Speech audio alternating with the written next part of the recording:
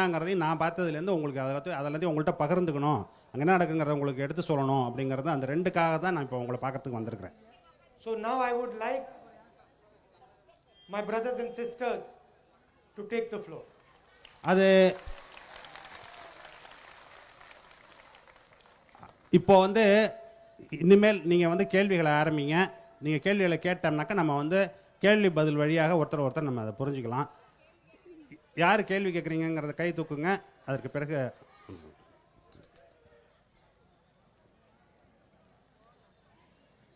Hello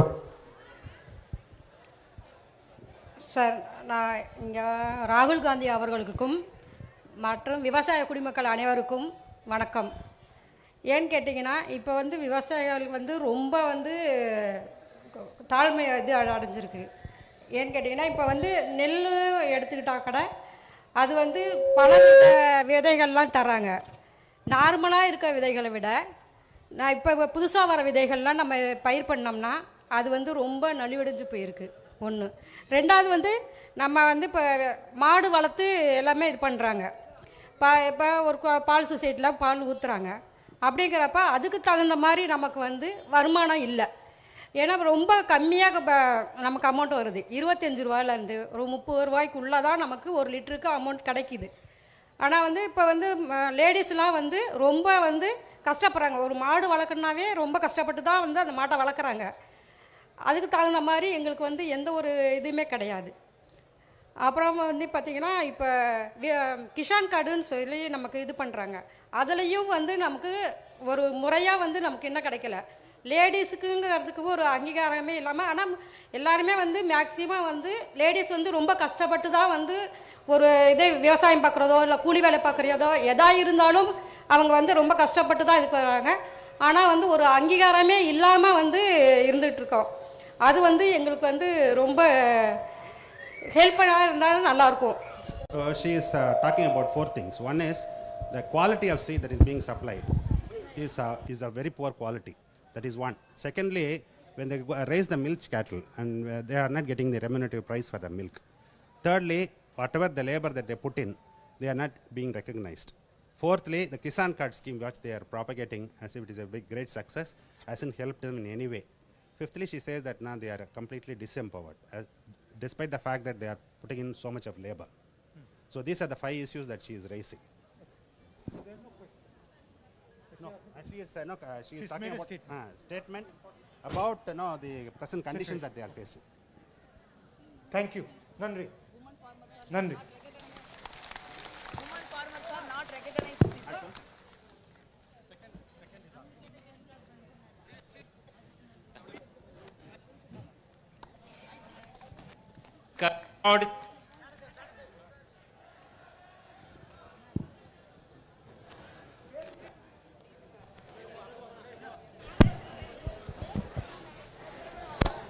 ஐயா பேச.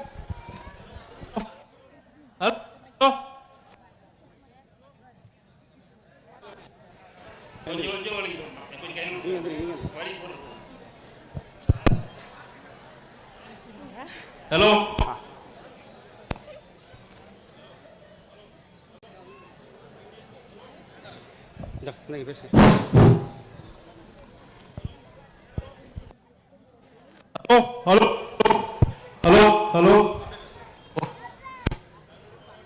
ஐயா நீங்க hello hello hello hello hello hello ராகுல் காந்திக்கும் இங்கே வந்திருக்க அனைத்து விவசாயத்துக்கும் நான் நன்றி தெரிவிச்சுக்கிறேன். விவசாயம் அப்படின்னா இப்போ 3 வருஷத்து அளவில் மழை இல்லாமே காஞ்சுது.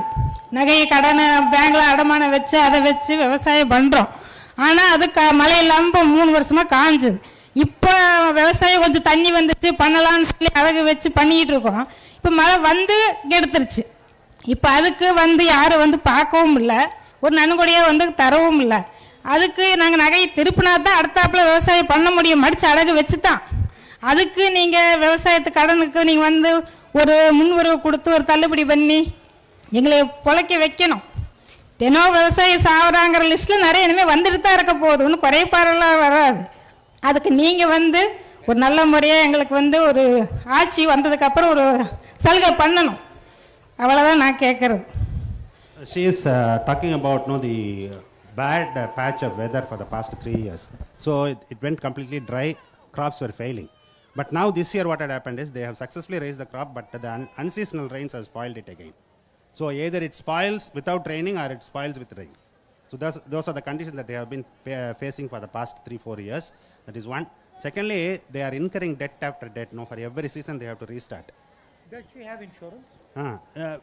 Insurance இருக்கா உங்களுக்கு? இந்த வருஷம் தான் பண்ணியிருக்கோம், இன்னும் வரல. She has an insurance, but they have insured it only this year. And பாதி பேத்துக்கு கொடுக்குறாங்க, பாதி பேத்துக்கு இல்லை, நான் வரல அப்படின்னு நிறைய குறைகள் சொல்லிக்கிட்டு போக சொல்கிறாங்க. She says that half of them get it, half of them do not get it. It's a private company. Private company. But they pay the payments every month. இது பிரீமியம் எல்லாம் கட்டிருக்கீங்களா?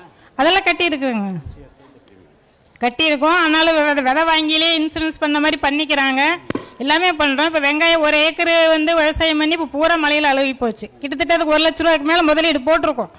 அது வந்து இப்போ இன்சூரன்ஸ் கிளியர் பண்ண சொன்னால் இன்னும் வரல, இன்னும் ஆட்சி மாறணும், இன்னும் எலெக்ஷன் இருக்கு, அப்படி இப்படின்னு ஒத்தி வச்சுக்கிட்டே போகிறாங்க.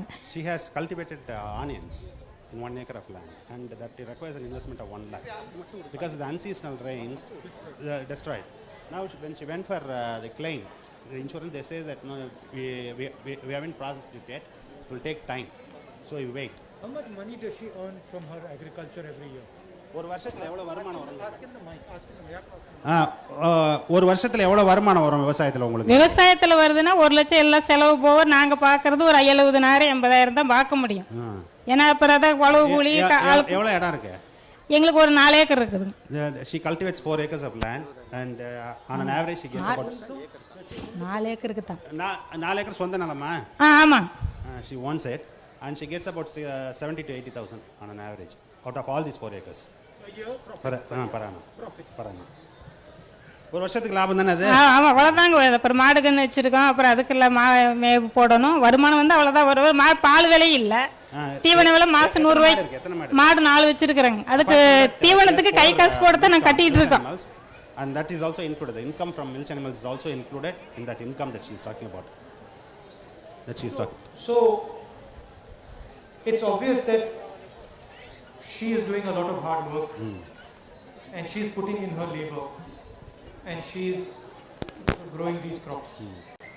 Who does she think makes most of the money? இப்போ நீங்க வந்து மாடு வச்சிருக்கீங்க, விவசாயம் பண்றீங்க, நிறைய கடுமையா வேலை செய்றீங்க வயக்காட்டுல. வேலை செஞ்சதுக்கு அப்புறம் அந்த பணம் வருது இல்ல, பணம் வர்றதில்ல, உங்க உழைப்புலேருந்து வரக்கூடிய பொருள் இருக்கு, அதை கொண்டு போய் விற்கிறாங்க. விற்கும் போது அதுலேருந்து வர வருமானம் உங்களுக்கு நிறைய வருது, இல்லை யாருக்கு நிறைய பணம் போகுதுங்க? வியாபாரிகளுக்கு தான் நிறைய போகுது. Traders are getting it. Traders are getting substantial money. That's what she said. வியாபாரிகளுக்கு தான் நிறைய போகுது. எங்களுக்கு வந்து அந்த போட்ட முதல்ல எடுக்கிறதே பெரிய கஷ்டமா இருக்கு. Even to recover the money that they have spent, no, in terms of cultivation as well as in other investments, she says it's very difficult to even recover that money. And what does she think of the advantages that the traders have that she doesn't have? அதுல வியாபாரிகளுக்கு என்ன, உங்களோட என்ன அதுல அனுகூலம் இருக்கு, உங்களுக்கு இல்லாத அனுகூலம்? நம்ம வந்து விற்க போனோம்னா யாரும் வாங்குறது இல்லையே, வியாபாரிகிட்ட தானே வாங்குறாங்க. Oh, when she goes to நம்ம நேரடி விற்க முடியாது எதுவுமே. People would prefer to buy it from the merchants rather than from her. That's what she says. பாலே எடுத்துக்கிட்டாலும் நம்ம கொண்டு போய் சொசைட்டில தான் ஊற்ற முடியுமே தவிர அவங்ககிட்ட 40 ரூபா கொடுத்து 50 ரூபா கொடுத்து வாங்குவாங்க. நம்ம கிட்ட 30 ரூபாய்க்கே வேறம் பேசிட்டு இருப்பாங்க. அதனால அவங்ககிட்ட தான் நம்ம கொடுக்க வேண்டியதா இருக்குது. 20 ரூபாய் கொடுத்தாலும் அவங்ககிட்ட தான் ஒரு சொசைட்டிக்கு தான் ஊற்றணும். When she milches the animal and when she gives the milk to the society, it's easier for her because when she tries to market it directly, people are not willing to buy it from her. So, even if they buy, they reduce the price. Whereas on the other hand, if she give it to the society is selling the milk at a higher price. Even then people are willing to buy it from them rather than from her. So one of her problems which the society solves is a storage problem. இப்போ உங்களுக்கு வந்து அதை வந்து கறந்த பால் இருக்குல்ல, அந்த கறந்த பாலை நீங்க வச்சிருக்க முடியாது இல்லையா? சொசைட்டில கொண்டு போய் கொடுத்தீங்கன்னா அவன் வந்து அதை ஸ்டோர் பண்ணி வச்சுக்கிறான் இல்லையா? அதுதானே உங்க ப்ராப்ளம். இப்போ that is the problem. Yeah. So that's the problem, she says. The storage is the problem. Has she heard about Mr. Narendra Modi's new farm laws? இப்போ மோடி வந்து ஒரு 3 புது சட்டம் கொண்டு வந்திருக்காருல்ல, வேளாண் துறை சட்டங்கள்லாம், அதை பத்தி உங்களுக்கு தெரியுமா? தெரியாது, விவரம் சொன்னா தானே தெரியும். She doesn't know anything. அவங்களே நினைச்சுக்கிட்டு அவங்களா சட்டம் போட்டுக்கிறது, மக்களை கேட்டா சட்டம் போடுறாங்க, அவங்களா நினைச்சுக்கிட்டு போட்டுக்கிறாங்க. Consulted people, they have enacted on their own. See, one of the problems that our farmers have is that they do not have access to information. அதாவது இப்போ விவசாயிகள் நீங்கள் எல்லாம் இருக்கீங்க, உங்களுக்கு இருக்கக்கூடிய ஒரு பெரிய பிரச்சனை என்ன இருக்கு அப்படின்னு கேட்டிங்கன்னா, நாட்டில் என்ன நடக்குதுங்கிற செய்தி இருக்குல்ல, அது வந்து சேர மாட்டேங்குது உங்களுக்கு போதுமான அளவுக்கு. அது ஒன்று. ரெண்டாவது, உங்களுக்கு தேவையான தகவல்கள் வந்து சேரல. Because information is purposely hidden from them. என்ன காரணம் அப்படின்னு பார்த்தீங்கன்னாக்க, உங்கள்கிட்ட அந்த செய்தி வரக்கூடாதுன்னு பார்க்குறாங்க. வரக்கூடாதுன்னு பார்த்துட்டு அந்த செய்தியவே அவங்க கண்ட்ரோல் பண்ணி வச்சுக்கிறாங்க. Does anybody over here know the details of the 3 laws that Narendra Modi has passed? இங்க இருக்கிறவங்க உங்கள யாருக்காவது இந்த 3 சட்டங்கள்ல என்ன இருக்கு அப்படிங்கிறது தெரியுமா? யாருக்குமே தெரியாது. Can someone explain? யாரோ ஒருத்தர் எந்திரிச்சு அந்த சட்டங்கள் என்னன்னு விளக்க முடியுமா? What is my sister's name? What is உங்க பேர் என்ன? வெண்ணிலா. வெண்ணிலா. Vanilla. வெண்ணிலா. Vanilla. வெண்ணிலா means white moon. White moon. Vanilla. Beautiful name. Tell her. அழகான பேர். ரொம்ப அழகான பேர். வணக்கம் ராகுல். In the interest of time, should I speak in English or in Tamil? People understand. And the gentleman will translate. இப்போ என்ன பார்த்தீங்கன்னா வந்து, நான் ஒரு இயற்கை விவசாயி, உற்பத்தியாளர், விற்பனையும் பண்றேன், கிராமத்தையும் பண்றேன், நகரத்தையும் பண்றேன். ரெண்டாவது வந்து இந்த 3 சட்டங்கள் வந்து விவசாய பிரச்சனையா மட்டும் அப்படின்றத விட தமிழ்நாட்டிலையும் இதுக்கு எதிர்ப்பு இருக்கு. நிறைய இடத்துல போராட்டங்கள் பண்றாங்க, ஊடகங்கள் அதை காட்டுறது இல்லை. டெல்லிக்கும் போயிட்டு 3 நாள் தங்கி என்ன பிரச்சனைன்றது பேசிட்டு வந்தோம். இப்ப தமிழ்நாட்டு மக்களுக்கு வந்து இந்த இழப்பு பாதிப்பு அப்படின்னா, நிறுவனம் 2 லட்சம் மூட்டைகளை எந்த மாவட்ட திருவள்ளூர் மாவட்டத்தில் ஸ்டோரேஜுக்கு ரெடி பண்ணியிருக்காங்க. So what he is saying is that he is an agriculturist. So he raises crops and he markets it. But he knows what are the new laws are all about. Unfortunately, what is happening is now the businessmen like Adani, they are the ones who are controlling. But what are the exact problems that he has with the law? அந்த 3 சட்டத்திலே உங்களுக்கு என்ன? அதாவது essential commodities வந்து அரிசி, பருப்பு, எல்லாத்தையும் எடுத்துட்டாங்க, பால் உட்பட. அத்தியாவசிய பொருட்கள் இல்லை அப்படின்னா தனியார் வந்து எவ்வளவு பணத்துக்கு இருக்கோ அந்த அளவுக்கு வாங்கி பதுக்கலாம். அது என்ன that were under the coverage of the Essential Commodities Acts have all been removed. Yeah. That is one. That is because of that what happens is for a person, small person like him, he cannot trade in that commodity. Exactly. When the big guys like Adanis come and compete, he cannot compete. இப்போ நாங்கள் வியாபாரம் பண்றோம்னா எங்களுக்கெல்லாம் வந்து மக்களுக்கு பாருங்க, அவங்க வேலை செய்வாங்க, ஒரு குறுக்க வேலைகள் இருக்கும். அதாவது ஊருக்குள்ள ஒரு நாள் வந்து வாழ்றோம், எங்களுக்கு ஒரு பிரச்சனை அங்க வருவாங்க. ஆனா கார்பரேட் நிறுவனம்னா ட்ரேடு அப்படின்றது ஒரு அக்ரிமெண்ட். அதுல வந்து கான்ட்ராக்ட் ஃபார்மிங்ல என்ன சொல்றாங்கன்னா கோர்ட்டுக்கு போக முடியாது. அதாவது சப் கலெக்டருக்கு போனா ஒரு 4 லெவல் வச்சிருக்காங்க. 99% மக்களுக்கு வந்து நீதித்துறை அவங்க கிட்ட இல்லைன்றதுதான் உண்மை. அந்த நீதித்துறையே இதுல வரக்கூடாதுன்னு சொல்றாங்க. Now, if the present day business is something like this, that is the trader with whom he is trading is part of the community. So the relationship is much more personal. Yeah. Whereas the new law says that now the corporates can enter, that becomes more impersonal, and more importantly, he can't access the judiciary for in case of any disputes. You should tell him that I think he would make a better agricultural minister than the current man. உங்களோட நீங்க தான் வந்து அவரோட ரொம்ப நல்ல agriculture தோமரோட நல்லா இருப்பீங்க, நல்ல மினிஸ்டரா இருப்பீங்கன்னு சொல்றாரு. இப்ப கான்ட்ராக்ட் ஃபார்மிங் சொல்றாங்க. நாங்க வந்து திருவள்ளூர் அரசு ஆலைக்கு 2600 கரும்பு விவசாயிகள் வெள்ளம் தயாரிக்காத கரும்பு விவசாயிகள் எல்லாருமே கான்ட்ராக்ட் ஃபார்மிங்ல தான் இருக்காங்க. அது அரசோ தனியாரோ. அதுல 15,000-16,000 கோடி நிலுவைத் தொகை இது இந்திய செய்தியில எங்களுக்கு 2015 11 வருஷம் அப்புறம் கோர்ட்டுக்கு போய் அரியர்ஸ் 28,000 கொடுத்தாங்க. இப்ப போக முடியாது. They are already into contract farming with the cane factories, sugar mills. So he has been suffering from the payment dues from the sugar mills for the past so many years. At one point, they had no other go except go to the court and got an order from the court, and through that he got a sanction of 28,000 rupees. And that has become a perennial problem. Just to repeat what he has said, there are three elements of the new farm law. First element, destruction of the mandi system. Second element, allowing the biggest businesses in the country to store as much agricultural produce as they want. And third part of the law, not to allow farmers to use courts to protect themselves. அதாவது இந்த 3 சட்டங்கள் நிறைவேற்றப்பட்டிருக்குல்ல, அந்த 3 சட்டத்தில் 3 முக்கியமான விஷயங்கள் நம்ம ஞாபகம் வச்சுக்க வேண்டியது, தெரிஞ்சுக்க வேண்டியது என்ன அப்படின்னு கேட்டிங்கன்னா, முதல்ல ஒரு விஷயம் என்ன செய்யுது அப்படின்னாக்கா, அந்த மண்டிங்கிற ஒரு அமைப்பு இருக்குல்ல, அந்த மண்டிங்கிற அமைப்பை இல்லாமல் ஒழிக்கிறது. அது ஒன்று. ரெண்டாவது சட்டம் என்ன சொல்லுது அப்படின்னு கேட்டிங்கன்னாக்கா, நீங்கள் கான்ட்ராக்டை போட்டுக்கிட்டு அவனுக்காக ஒரு பொருளை விளைவிக்கிறீங்கன்னு வச்சுங்க. ஒரு கம்பெனி வருது, அந்த கம்பெனிகிட்ட வந்து இப்போ நீங்கள் மஞ்சள் விவசாயம் பண்ணுறீங்க, இல்லாட்டி இந்த தென்னை விவசாயம் பண்ணுறீங்க, அவன் வந்து உங்கள்கிட்ட ஒரு அக்ரிமெண்ட் போடுறான். என்ன எங்களுக்கு இந்த குவாலிட்டியில் வேணும், இந்த அளவில் வேணும் அப்படின்னு சொல்லிட்டு, இந்த கலரில் வேணும் அப்படின்லாம் சொல்லி எழுதியிருப்பான் அதில், இந்த ஒப்பந்தத்தில். அதுபடி நீங்கள் கொடுக்கலன்னு சொல்லி நாளைக்கு அந்த பணத்தை உங்களுக்கு கொடுக்க மாட்டேன்னு சொன்னாலோ அல்லது பணத்தை குறைச்சி கொடுத்தாலோ நீங்கள் என்ன செய்ய முடியாதுனாக்கா கோர்ட்டுக்கு போக முடியாது. இப்போ நீங்கள் ஒரு ஒப்பந்தம் போடுறீங்கன்னு வச்சுக்கோங்க, விற்கிறதுக்கு வாங்குறதுக்கு ஒரு ஒப்பந்தம் போடுறீங்க. நாளைக்கு அது பிரச்சனை ஆகுதுன்னா என்ன செய்வீங்க?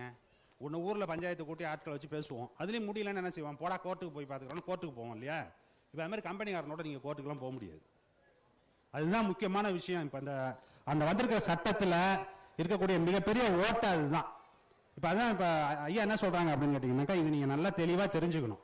ஒன்று மண்டியை ஒழிக்கிறது, இன்னொன்று நீங்கள் கோர்ட்டுக்கு போகாமல் ஒப்பந்த விவசாயத்துக்கு போகிற மாதிரி பண்ணுறது. மூணாவது வந்து என்ன அப்படின்னு கேட்டிங்கன்னா, இப்போ இருக்கிற சட்டப்படி பெரிய நிறுவனங்கள்லாம் இருக்குது பார்த்தீங்களா, அதெல்லாம் என்ன செய்ய முடியாது அப்படின்னு கேட்டிங்கன்னா, உங்கள்கிட்ட ஜாமானெல்லாம் வாங்கி அவன் பாட்டில் அடுக்கி வச்சுக்க முடியாது. ஏன் அப்படின்னு கேட்டிங்கன்னா, அத்தியாவசிய பொருட்கள்னு இருக்குது. அப்போ அதனால தான் பஞ்சம் வராமல் இருக்கும் உங்களுக்கு. இல்லாட்டி என்ன செய்வான் அப்படின்னா, லாபம் பார்க்கறதுக்காக என்ன செய்வான், அவன்கிட்ட பணம் இருக்குங்கிறதுக்காக வாங்கி அடுக்கி வச்சுக்குவான், விலையாறணுன்னா கொடுப்பான். இப்போ என்ன மோடி என்ன பண்ணியிருக்காரு அப்படின்னு கேட்டிங்கன்னாக்கா, சட்டத்தை திருத்தி யார் வேணாலும் எம்பிட்டு பணம் இருக்கனாலும் வாங்கி எவ்வளோ வேணாலும் அடுக்கி வச்சுக்கோங்கிறான். சரியா? அந்த 3 நீங்கள் தெரிஞ்சுக்கணும். அதுதான் இப்போ ஐயா சொல்கிறாங்க உங்கள்கிட்ட நீங்கள் முக்கியமாக தெரிஞ்சுக்க வேண்டிய விஷயம். What Mr. Narendra Modi wants is that instead of going to the mandi, instead of negotiating with a small trader,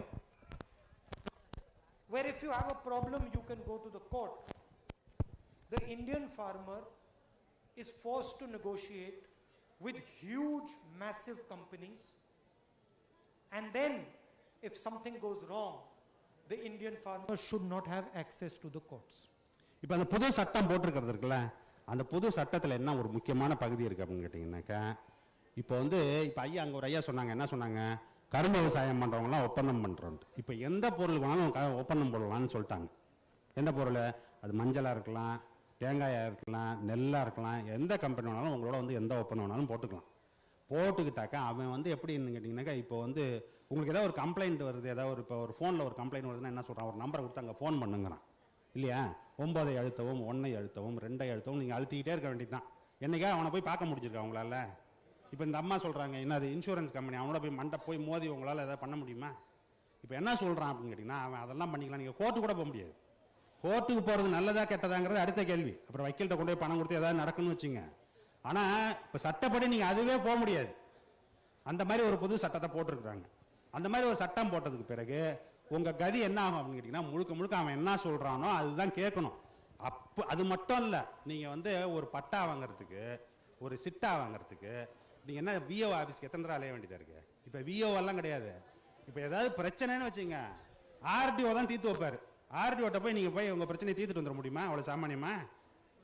so ஆர்டிஓட்ட போய் அந்த பிரச்சனையை தீர்த்துட்டு வர முடியுமா? இந்த சட்டம் அதான் சொல்லுது. என்னன்ட்டு ஆர்டிஓ ஆஃபீஸுக்கு போனவன் நிற்கிறான், ஏற்கனவே 500 பேர் தினங்காலையில் மனு கொடுக்கறதுக்கு. அவன் எத்தனை மனுவை வாங்கி என்ன தீர்வு சொல்லுவான்? இப்போ அப்படி ஆகிட்டு இருக்கு. He should be precise and say what I'm saying precisely. Yeah. So the result is going to be that millions of people who are employed by this agricultural system, farmers, laborers, loaders, small traders, all these people are going to be unemployed. இப்போ நீங்க விவசாயம் பண்றீங்க, உங்க பொருள் சந்தைக்கு போகுது இல்லையா, அதை சுற்றி நிறைய பேர் வேலையில் இருக்காங்க இல்லையா, மூட்டை ஏற்றுறவன், மூட்டை இறக்குறவன், அப்புறம் சிறு வியாபாரி இருக்கான், கமிஷன் ஏஜென்ட் இருப்பான். இப்போ அவன் அவ்வளோ பேருக்கும் வேலை இல்லாமல் போகுது. இந்த புது சட்டம் வேலை செய்ய வந்ததுன்னா அமல்படுத்தப்பட்டால் 50 பேருக்கும் வேலை இருக்காது. And when the farmers are protesting, farmers outside Delhi, from Punjab, from Haryana, from Rajasthan, when they're protesting, the Prime Minister is calling them terrorists. இப்போ பஞ்சாப்லேருந்து, ஹரியானாலேருந்து, உத்தரப்பிரதேசத்துலேருந்துலாம் இருக்கக்கூடிய விவசாயிகள்லாம் டெல்லியில் போராட்டம் பண்ணிட்டு இருக்காங்க. நீங்கள் பார்த்துக்கிட்டே இருக்கீங்க இல்லையா, அவ்வளோ பேரும் பண்ணிட்டு இருக்கும்போது நம்ம தலைமை அமைச்சர் அதை பற்றி கண்டுக்கிறதே கிடையாது, அதை பற்றி பேசுறதும் கிடையாது. So we are stopping these laws and we are protecting your interest. We are stopping these laws and we are not allowing him to pass these laws because we think they are criminal laws against the farmers of India. அந்த சட்டங்கள் எப்படின்னாக்கா கொஞ்சம் கூட நியாயம் இல்லாமல் ஒரு criminal சட்டங்கள் மாதிரி ஒரு வேலை செஞ்சுக்கிட்டு இருக்கிறாங்க. அதை தடுத்து நிறுத்தணும். அதுக்கு தான் இந்த ப்ரொட்டஸ்ட்லாம் நடந்துகிட்டு இருக்கு. I have 2 more points. Can you speak? Yeah, but we need to let others also speak. So please conclude. Short. So இது என்ன பிரச்சனை பாத்தீங்கன்னா அமெரிக்கால ஃபேக்டரி ஃபார்ம் 1% தான் விவசாயிங்க, எல்லாமே பெரிய நிறுவனங்கள் உற்பத்தி, அதை ப்ராசஸ் பண்றது, விற்கிறது. அங்க உடல்நலக்கேடு ரொம்ப அதிகம். மிஷேல் ஒபாமாவே என்ன பண்ணாங்கன்னா நியூட்ரிஷன் வேணும்னு நிறைய ப்ரோக்ராம் பண்ணாங்க. இங்க பல கோடி பேர் உற்பத்தியாளராக இருக்காங்க, கிராமத்துல விற்கிறாங்க, நகரத்துக்கு விற்கிறாங்க. அவங்க எல்லாரோட பொருளாதாரத்தையும் பிடுங்கி நுகர்வோர்னு சொல்றது விவசாயியும் நுகர்வோர் தான். அவங்களோட ஒரு ஹெல்த், அதாவது சுகாதாரமும் சிக்கலா முடியுது. Now when the food industry is converted into an industrial product, the health hazard will be much larger. That's what US is experiencing. So that's what they are trying to introduce here in India. That's what is. They are trying to replicate a failed model. அங்க என்ன அமெரிக்கால என்ன model இருக்கோ, அதாவது நீங்க சொன்ன பிரச்சனை இருக்குல்ல, அங்க என்ன நடந்துட்டு இருக்கோ அதே மாடலை இந்தியாலயும் கொண்டு அமல்படுத்துவோம் அப்படிங்கறத அவங்க முயற்சி பண்றாங்க. And they are trying to help 5 or 6 of the people closest to the Prime Minister. அவங்களுக்கு யார் ரொம்ப நெருக்கமானவர்களோ 5-6 பேர் இருக்காங்க. யாரும் பேர்லாம் நான் உங்களுக்கு சொல்ல வேண்டியது, அவங்களாம் யாருன்னு தெரியும் உங்களுக்கு. அவங்களுக்கு உதவுறதுக்காகவே இந்த சட்டங்கள் எல்லாம் இயற்றப்பட்டு கொண்டிருக்கிறது. And they are hurting the interest of millions and millions of Indian farmers. அதாவது கோடிக்கணக்கான இந்திய விவசாயிகள் இருக்காங்கல்ல, அவர்களுடைய வாழ்க்கையை பத்தியோ அவங்களுடைய நலனை பத்தியோ கவலைப்படாமல் இந்த 5 பேர் நலனுக்காக, 6 பேர் நலனுக்காக இந்த சட்டங்கள் எல்லாம் இயற்றப்பட்டு கொண்டிருக்கிறது. How many people in this meeting liked demonetization? இந்த கூட்டத்தில் வந்திருக்கீங்க, இவ்வளவு பேர் வந்திருக்கீங்களா, இதுல எத்தனை பேருக்கு அந்த பணம் செல்லாதுன்னு அறிவிச்சார்ல ஒரு அறிவிப்பை, அந்த அறிவிப்பை இங்க எத்தனை பேர் வரவேற்கிறீங்க? அந்த அறிவிப்பை Did you benefit from demonetization? அதுல இருந்து உங்களுக்கு ஏதாவது பிரயோஜனமான ஏதாவது நடந்ததா? Can one of my sisters tell me the impact of demonetization? அந்த பணம் செல்லாதுன்னு சொன்னதுனால நீங்க எப்படி பாதிக்கப்பட்டீங்கன்னு யாராவது ஒரு சகோதரி சொல்ல முடியுமா?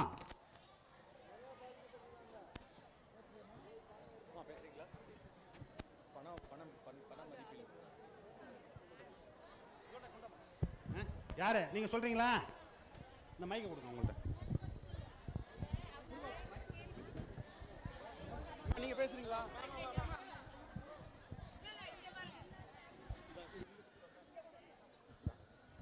ஹலோ, ராகுல் காந்தி அவர்களுக்கு நன்றி. வணக்கம். நாங்கள் பிற்படுத்தப்பட்டவங்க தான். எங்களுக்கு 100 நாள் வேலை இந்திரா நினைவிருப்பு குடியிருப்பு வேலை வாய்ப்பு பணம் செல்லாதுன்னு சொன்னாங்கல்ல, அத பத்தி கேக்குறேன். அது எங்களுக்கு 12 மணிக்கு சொன்னாங்க. நாங்க ஒரு 5000 தாங்க வச்சிருந்தோம் சார். நாங்க விடிய தூங்கவே இல்லை. இதை கொண்டு போய் எப்படி மாத்துறது, யாரை பிடிக்கிறது, செல்லாதுன்னு சொல்லிட்டாங்களே. ரொம்ப கஷ்டப்பட்டு வாட்ச்மேன் வேலைக்கு போய் எங்க வீட்டுக்காரர் சம்பாரிச்சு வச்சிருந்தாருங்க. Her husband was a watchman and they had a savings of 5,000 rupees. When they announced it at 12, she came to know about announcement at 12. She couldn't sleep the whole day. வண்டி எடுத்துட்டு போய் அதை மாத்திரலாம், விடுஞ்சா செல்லாதுன்னு சொல்லிட்டா எவ்வளவு கஷ்டப்பட்டு சம்பாதிச்சிருக்கிறா. ரொம்ப நாங்க அதுல நொந்து போயிட்டோங்க சார். அதனால ரொம்ப நாங்க கஷ்டப்பட்டதுல. எங்களுக்கு அப்படின்னா இன்னும் அதிகமா காசு வச்சிருக்கிறவங்களுக்கு இன்னும் ரொம்ப பாதிச்சிருப்பாங்க. ரொம்ப கஷ்டம்.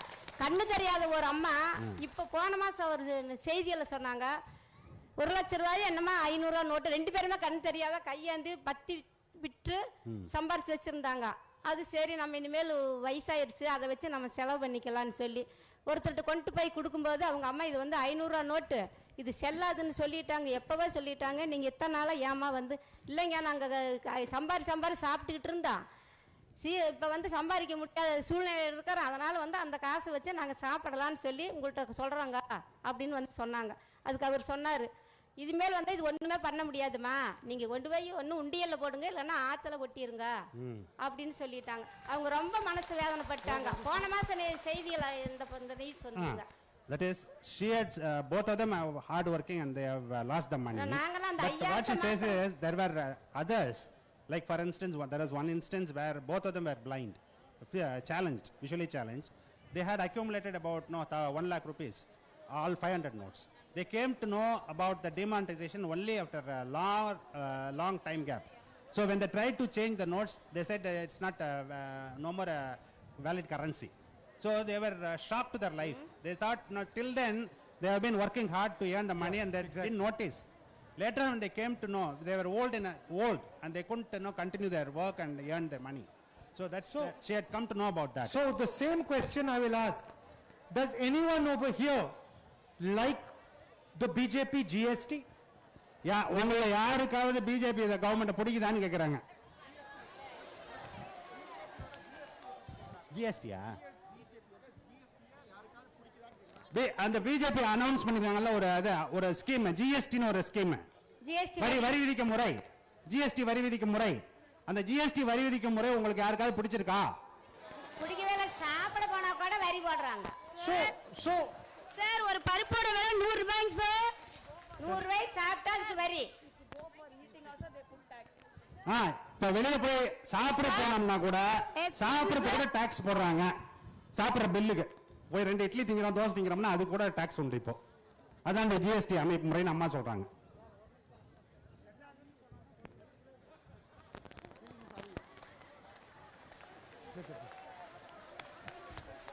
See, you have to understand what this is.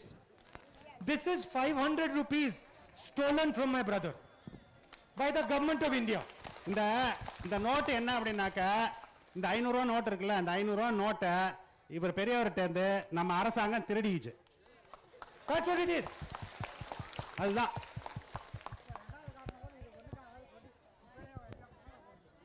இப்போ இந்த நோட்டை கொண்டு போய் குப்பையில தான் போட சொல்லிட்டாங்களாம், பேங்க்ல கொண்டு போய் காமிச்சாக்க. மனசு வருமான்னு கேட்கிறாரு. இந்த நோட்டை கொண்டு போய் குப்பையில போட மனசு வருமா? Can we throw it in the dust bin? This note which has hard-earned money. That's what he is asking. So we have a government that is attacking the foundation of our country. The laborers, the workers, the farmers, the fishermen.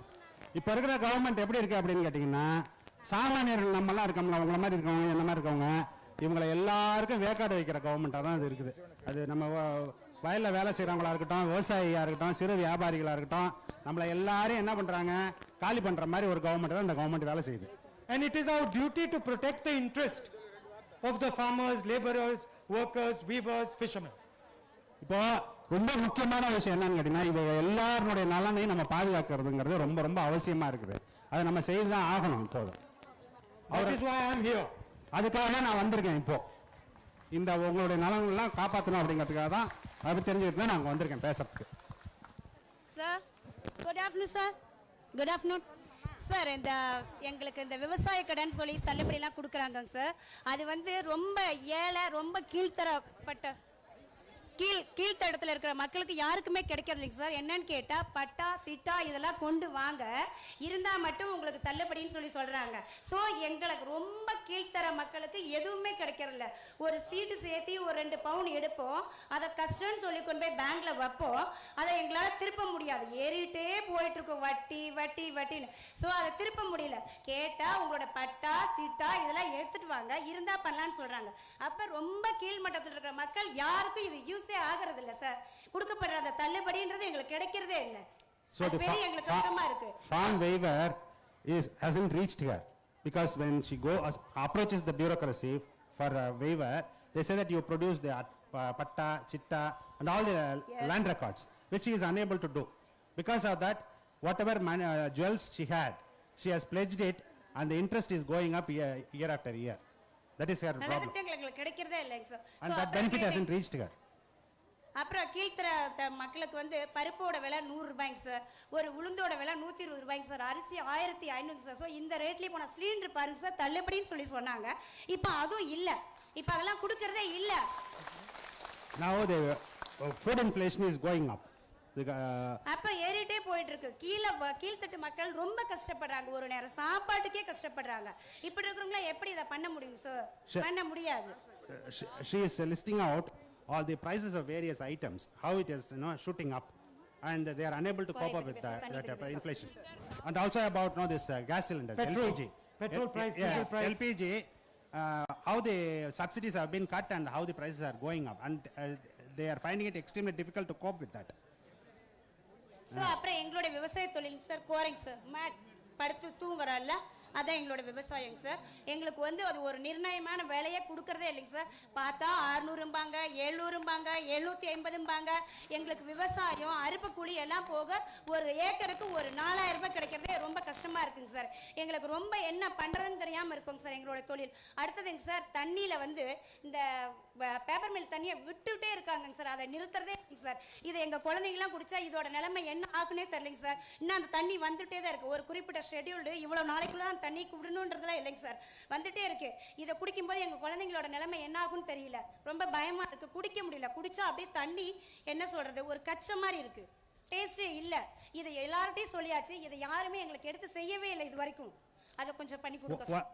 One problem is the cultivation that she does is the reeds that out of which the mats are made. So she is unable to cope up with the cost of cultivation. That is one. Second issue is the pollution. Pollution is because of the paper mill that is nearby, that is letting out the water into the system, river systems, and that has polluted even the drinking water. And there is no stopping of that, despite no representations from them on several offices. That hasn't been stopped so far. And she says that eventually the next generation will be badly affected because of drinking of the polluted water. But she is very dynamic. நீங்க ரொம்ப ஆக்டிவா இருக்கீங்கங்கறாங்க. Very good, very good. ரொம்ப பிரமாதமா பேசுறீங்கங்கறாரு. Thank you.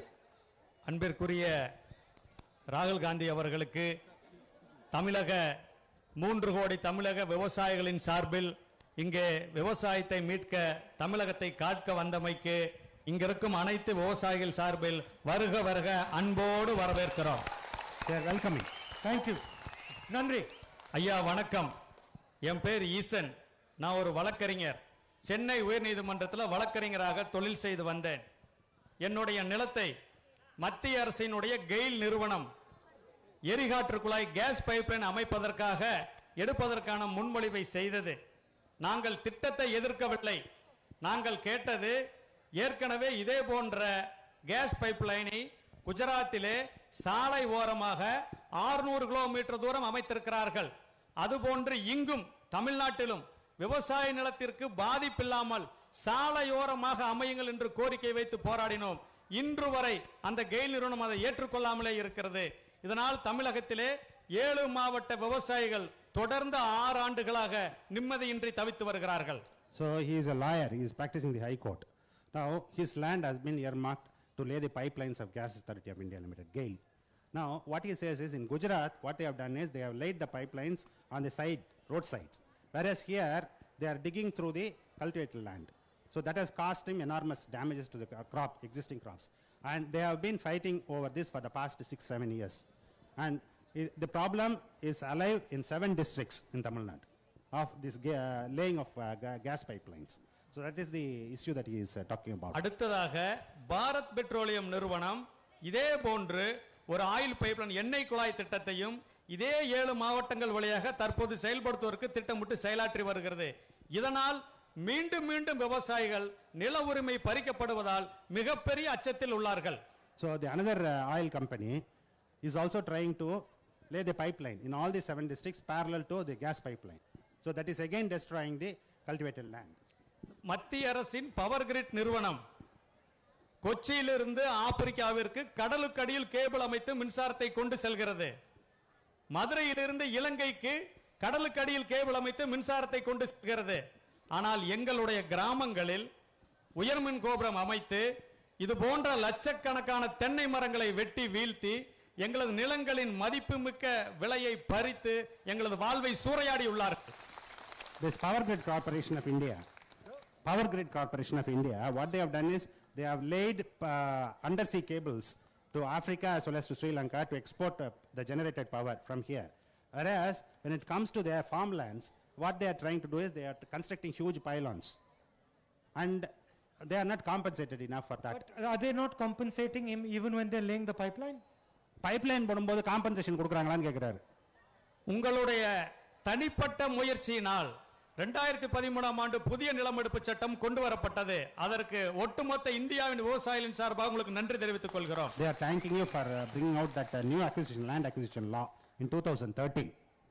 ஆனால் அதில் மிகப்பெரிய சோகம் என்னவென்றால் இந்த எண்ணெய் குழாய், எரிகாற்று குழாய், உயர்மின் கோபுரம் எதுவுமே அந்த சட்டத்தை பயன்படுத்தி அவர்கள் எடுப்பதில்லை. மாறாக வெள்ளையர் ஆட்சி காலத்தில் இயற்றப்பட்ட 1885 தந்தி சட்டத்தை வைத்து நிலத்தை பறித்து வருகிறார்கள். They are not acquiring the land. What they do is they use that Telegraph Act of 1885. So they use that, and they have the right of way.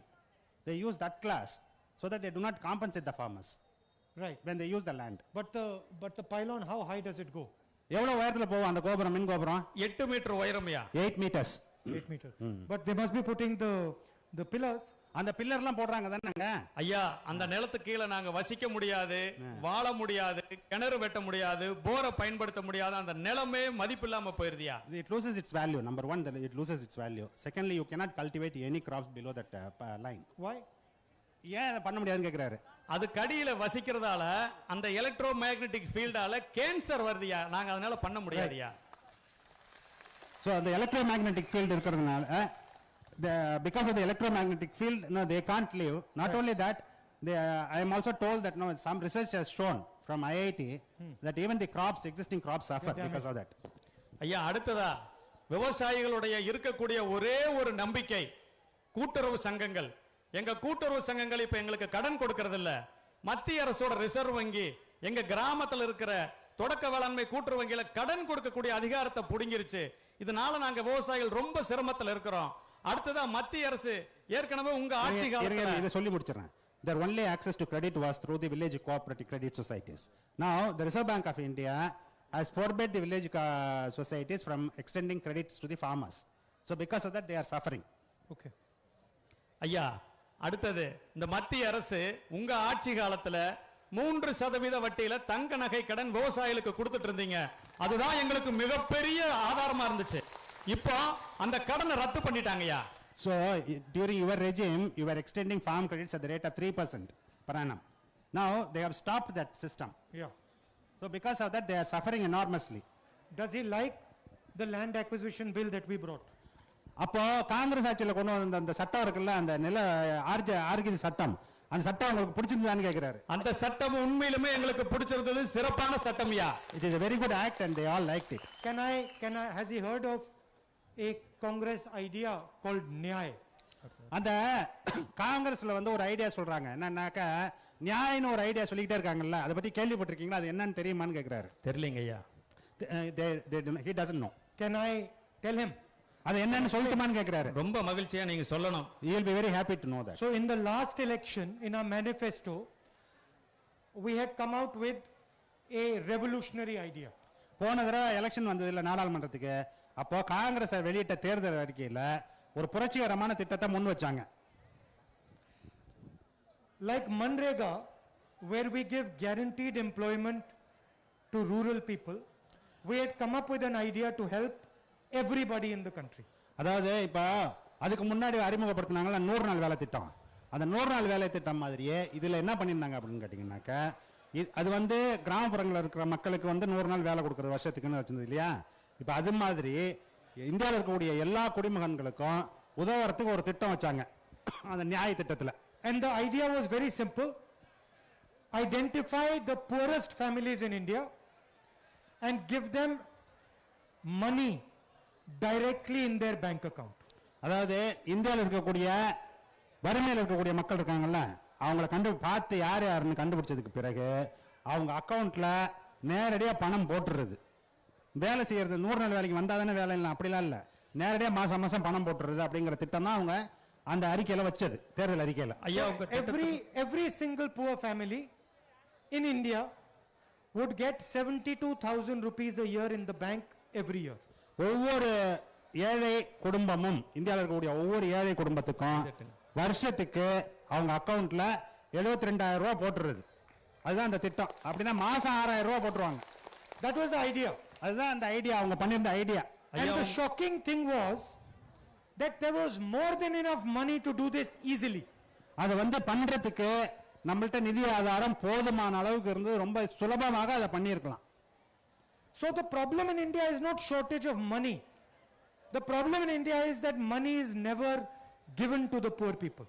அதாவது நம்மள்ட்ட அரசாங்கத்திட்ட பணம் இல்லைங்கிறதெல்லாம் கிடையவே கிடையாது. அரசாங்கத்திட்ட போதுமான அளவுக்கு பணம் இருக்கு. ஆனால் அவங்க வந்து ரொம்ப தெளிவா என்ன இருக்காங்க அப்படின்னு கேட்டீங்கன்னாக்கா, நம்ம நாட்டு ஏழைகளுக்கு அந்த பணம் போய் சேரக்கூடாது அப்படிங்கிறதுல ரொம்ப தெளிவா இருக்காங்க. ஐயா, இப்ப மத்திய அரசு மின்சார திருத்த மசோதான்னு ஒண்ணு கொண்டு வந்திருக்குயா. தமிழ்நாட்டுல 63 உயிர்களை பலி கொடுத்து 14 வருஷம் போராடி நாங்க இலவச மின்சாரத்தை அனுபவிச்சுட்டு இருக்கிறோம் ஐயா. ஆனா இன்னைக்கு இருக்க மத்திய அரசாங்கம் அந்த மின்சாரத்தை எல்லாம் ரத்து செய்யற மாதிரி இலவச மின்சார திட்டத்தை ரத்து செய்யறதுக்கான ஒரு சட்டத்தை கொண்டு வந்து எங்க விவசாயிகள் தூக்கம் இல்லாம இருக்கிறோம். Now the center is planning to bring about a new law whereby the free electricity supplies to the farmers will be stopped. Yeah. So they are scheming for that. He is complaining about that. ராகுல் ஐயா அவர்களுக்கு தமிழ் வணக்கம். ஐயா, இப்ப வந்து விவசாயிகள் விளைபொருட்கள் சார்ந்த வேளாண் விளைபொருட்கள் சார்ந்த தொழில்கள் எதுவுமே விவசாயிகள் கையில் இல்ல. ஒரு ஊறுகாய் தயாரிக்கிறார்கள் இருந்தா கூட பன்னாட்டு கம்பெனிகள் தான் தயாரிக்குது. So whatever they produce, they are unable to market. Even if they want to make pickles and sell it, they have to go through the multinationals. That is the situation now. அதற்காக 2000 ஆண்டு கம்பெனிகள் திருத்த சட்டத்தின்படி companies amendment act கொண்டு வந்தாங்க. அதன் மூலமா உழவர் உற்பத்தியாளர் நிறுவனங்களை நிறைய பேர் துவக்கினாங்க. அதை பூரா இன்னைக்கு டிஸ்டார்ட் பண்ணிட்டாங்க. எந்த நிறுவனம் எல்லாம் ஆரம்பிச்ச நிறுவனத்தை பூரா இழுத்து மூடிட்டாங்க. அதுல கொஞ்சம் ஐயா கான்சென்ட்ரேட் பண்ணணும்னு கேட்டுக்கிறேன். So the farmers producers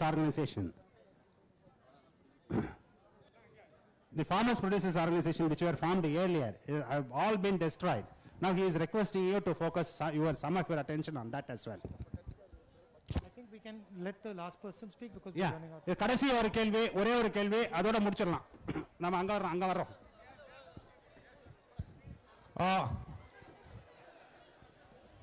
Tamil Nadu